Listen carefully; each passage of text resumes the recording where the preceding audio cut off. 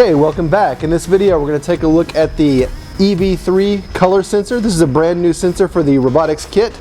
In the NXT kit we had before, it was called a light sensor.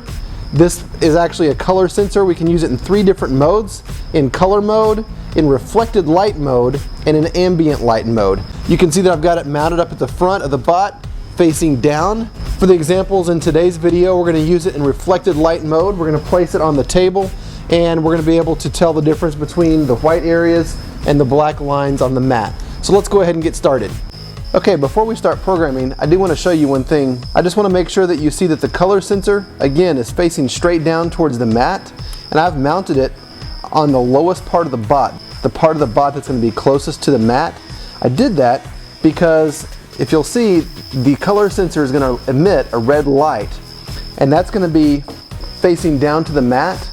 And since we're using this in reflected light mode, there needs to be a couple of millimeters for the light to shine down to the mat and then reflect back up so that the bot can tell the difference between the white spaces on the mat and the black lines on the mat. So again, you can take a look and see how I have it mounted.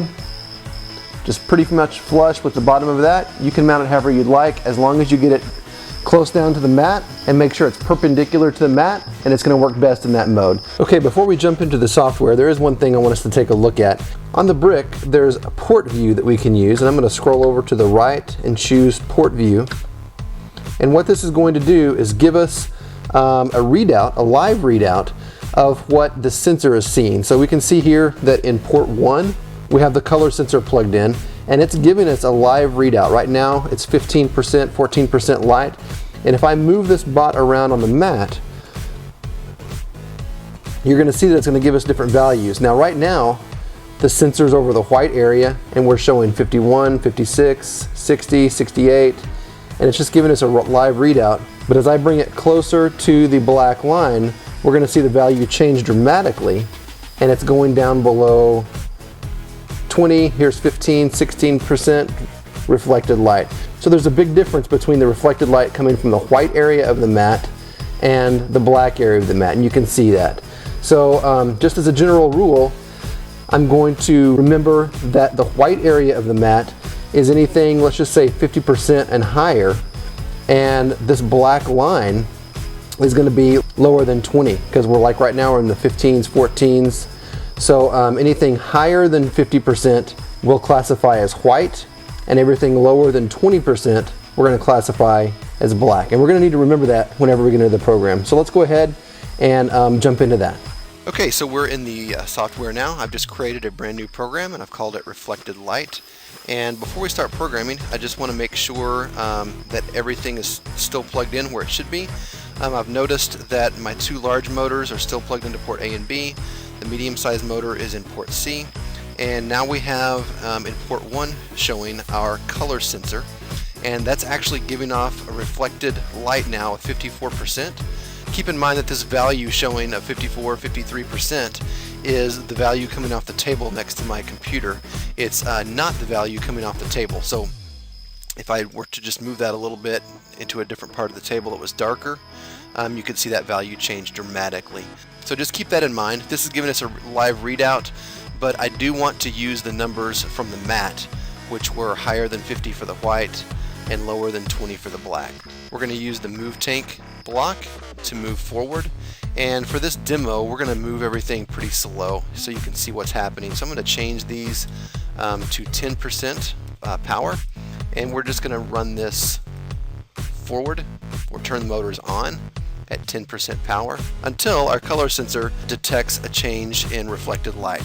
So what we'll do is use this wait block, and we'll come in here and wait for the color sensor. We're going to put this in compare mode, and I mentioned that there are 3 different modes for this sensor: the color mode, reflected light, and an ambient light.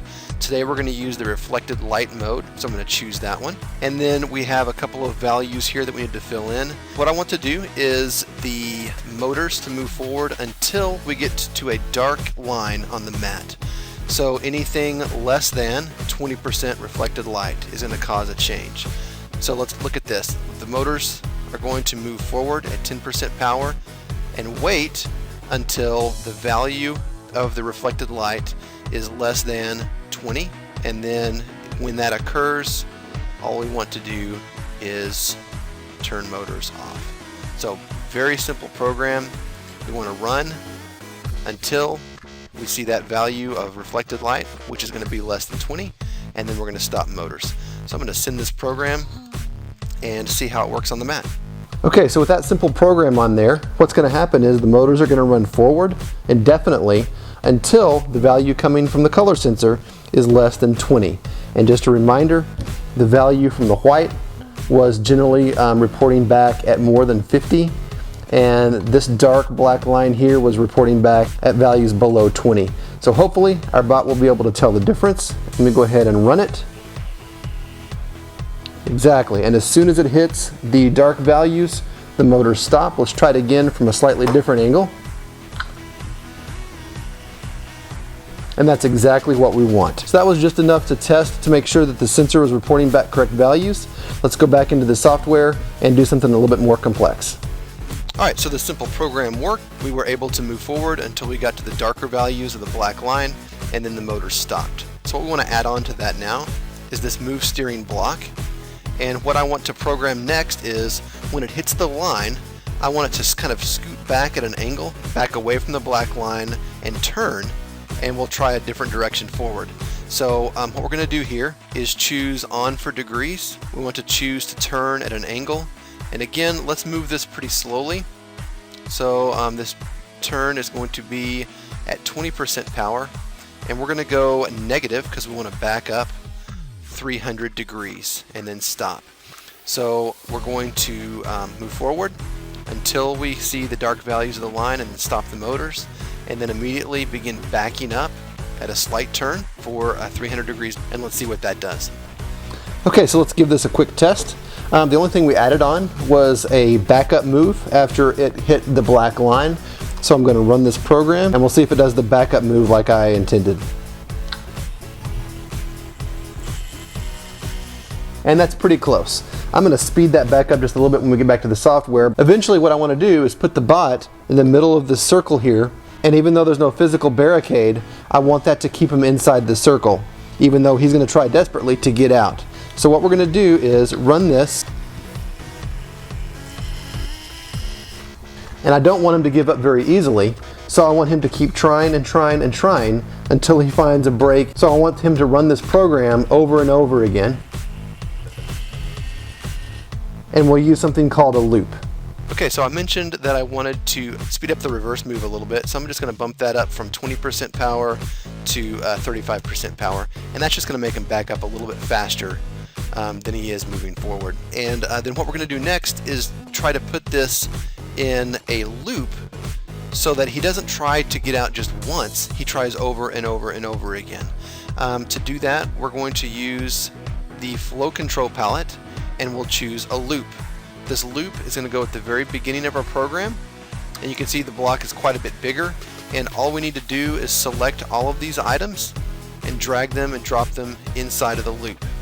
And as you can probably guess, a loop just means we're going to do this over and over and over again. And the symbol here means unlimited, this infinity symbol. We can change that to do it only a certain number of times. If we want to choose count, we can have him only try, let's just say 5 times or whatever. And then this would limit the loops to 5 times through. But for this example, let's just let it go unlimited.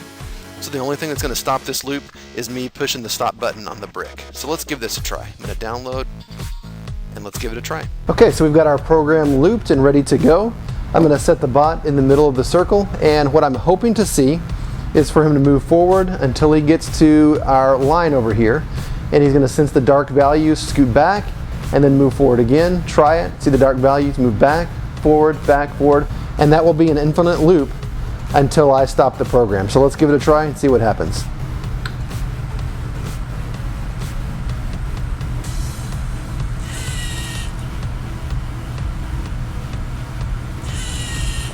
Okay, perfect. So you can see that the program is looping like it should. He's moving forward slowly until he sees the dark value of the line, and then moves back and loops again.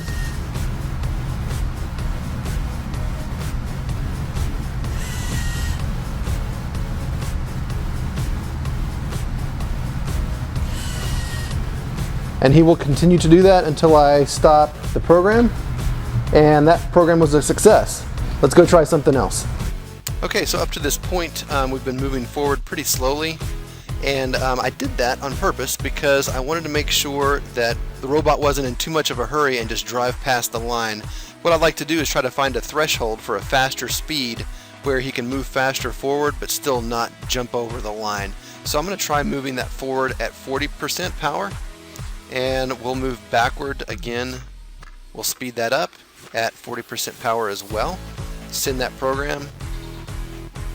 The motor blocks haven't changed. All we've done is increased the power of the motors, which in turn should speed the bot up. Let's give it a try.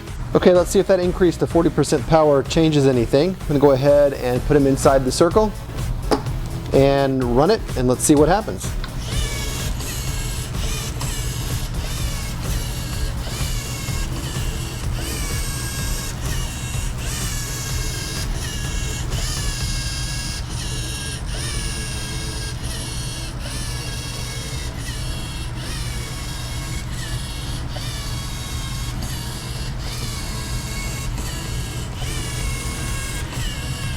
Okay, so you can see that even though that was quite a bit faster, he was still pretty responsive to the black line. So I'd say this experiment was a success. For one of our future videos, one of the weekly challenges, we will reprogram this color sensor so that it doesn't cause him to bounce back from the line, but acts like a magnet and will cause him to follow this line around on a path. But before we get to that point, I'd like for you to go ahead and try to program and see what kind of things you can come up with on your own.